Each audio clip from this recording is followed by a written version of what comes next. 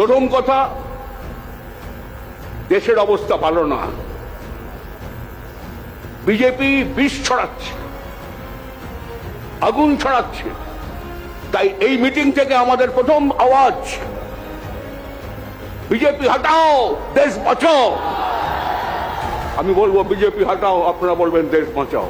BJP হটাও। এ রাজ্যে এখন দেউলিয়া, মানুষের ভবিষ্যৎ নেই, যুবকদের ভবিষ্যৎ নেই, কলকারখানা হচ্ছে না, আত্মহত্যা আত্মহত্যা।